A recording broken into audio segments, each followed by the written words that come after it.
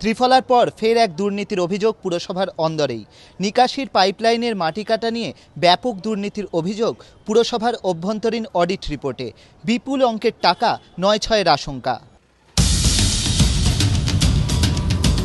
বিভিন্ন ওয়ার্ড থেকে নিকাশির মাটি ফেলার জন্য পুরসভা দায়িত্ব দেয় কয়েকটি বেসরকারি সংস্থাকে। ঠিক কী পদ্ধতিতে নিকাশির মাটি ফেলা এবং তার পাওনা টাকা মেটানোর কাজ হয়? যে ওয়ার্ড থেকে সেই মাটি তুলে নিয়ে ফেলা হবে সেই ওয়ার্ডের অ্যাসিস্ট্যান্ট ইঞ্জিনিয়ার মাটি ফেলার দায়িত্বপ্রাপ্ত সংস্থাকে একটি ট্রিপ কার্ড দেয়। এরপর সেই মাটি নিয়ে গাড়িগুলি যায় ধাপায়। সেখানে মাটি ভর্তি গাড়ির ওজন নেওয়া হয়। মাটি ফেলার পর ফের একবার খালি গাড়ির ওজন নেওয়া হয়। এরপর হিসেব করে বার করা হয় গাড়িগুলি কতটা মাটি ফেললো। সেই সব তথ্য সহ গাড়িগুলিকে দেওয়া হয় একটি ট্রিপ টোকেন। সেই টোকেন পুরসভায় দেখালে তবে মেলে পাওনা টাকা। সম্প্রতি এই ট্রিপ টোকেন নিয়ে কারচুপি হচ্ছে বলে পুরো আধিকারিকদের একটা অংশের মধ্যে সন্দেহ দানা বাঁধে।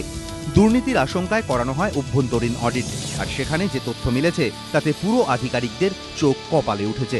রিপোর্টে স্পষ্ট উল্লেখ, ট্রিপ কার্ড থেকে ট্রিপ টোকেন সব ক্ষেত্রেই মিলেছে ব্যাপক কারচুপির প্রমাণ। মোট ৪,৫৭৭টি ট্রিপ টোকেন নিয়ে এই তদন্ত শুরু করা হয়। তদন্তে উঠে এসেছে একটি সংস্থার নামে ৪৭টি এবং আরেকটি সংস্থার নামে ৬৪টি এমন টোকেনের অস্তিত্ব রয়েছে।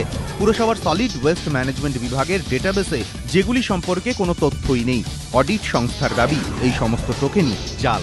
অডিট রিপোর্ট অনুযায়ী এই ১১১টি টোকেনের জন্য সংস্থাকে এখনো টাকা মেটানো হয়নি। তা মেটানো হলে পুরসভার আর্থিক ক্ষতির পরিমাণ দাঁড়াতো ৫,৫৭,৬৬৭ টাকা। পুরসভার অভ্যন্তরীণ অডিট রিপোর্টে উল্লেখ, বেশ কিছু ক্ষেত্রে দেখা গিয়েছে মাটি ফেলার ট্রিপ কার্ড ও বিলের সঙ্গে দেওয়া হয়েছে আবর্জনা ফেলার ট্রিপ টোকেন। এক্ষেত্রে সংশ্লিষ্ট বিভাগকে আরও সতর্ক থাকতে হবে বলে সুপারিশ করা হয়েছে রিপোর্টে। ট্রিপ কার্ড নিয়ে দুর্নীতির শেষ এখানেই নয়।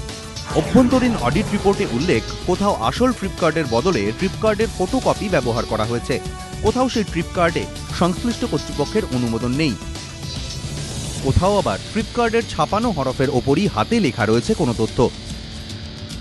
এই অডিট রিপোর্টের ওপরেই chief municipal auditor Subrata Sanyal তার মতামত জানাবেন।